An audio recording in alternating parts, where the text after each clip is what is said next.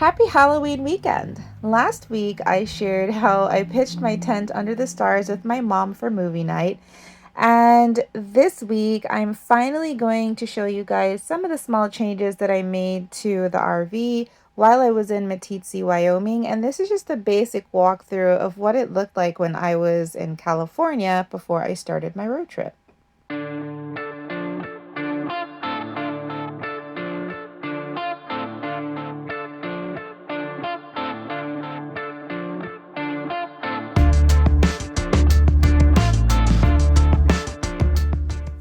In an earlier video, I shared that I had tried to paint my RV and it was a disaster. The door you see on the left and the matching one on the right are the only pieces of paint that survived. So I bought contact paper to give that a try, but it turns out I needed some help. While I was waiting on the rancher to come give me a hand, she told me, you know what, go paint that Lazy Susan that I bought while we were thrifting in Cody.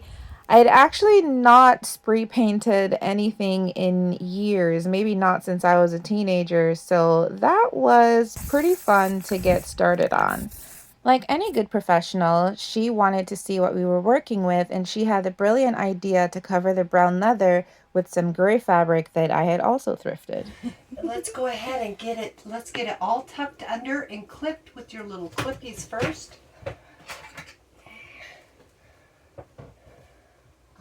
And if it comes down just a hair, it's really not going to make a huge difference. A man on a fast horse will never see it.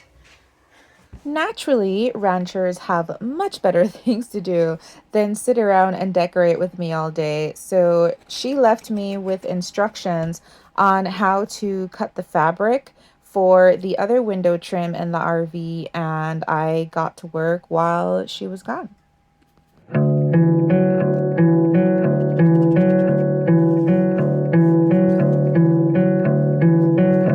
She then came back and gave me instructions on how to steam the seam in, and then we put this up inside the RV, added some glue to the bottom so it would stay put, and then we clipped it on so that it would dry in place. Then she showed me how to apply the contact paper, and I got started on the fridge and other areas of the RV like my dinette and the backsplash over the bed, because I just wanted to get rid of as much brown as possible since painting was not a good idea.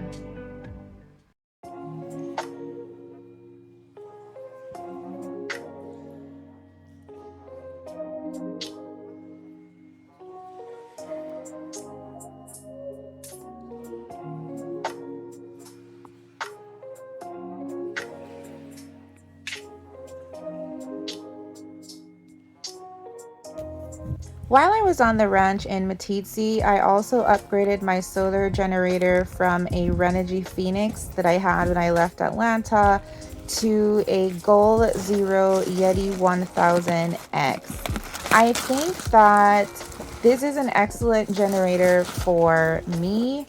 I've been able to plug the RV directly into it, and sure, it doesn't power the RV for super long, but I rarely have to do that. Maybe just to top up the batteries for an hour and then plug it out and still have days worth of battery life left for regular use.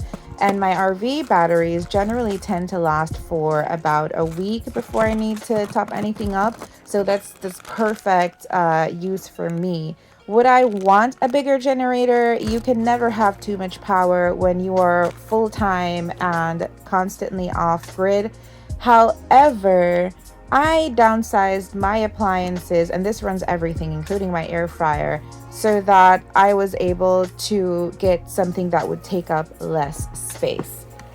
So what do you guys think of my renovation? Did you like it? Did you not like it? Does it look better or worse? What else do you think I should change? I have made some other changes since then, but everything in due time. Next week, I'm taking you with me through Yellowstone and into my camping spot at the Grand Tetons. That and more next Friday. See you soon. Bye.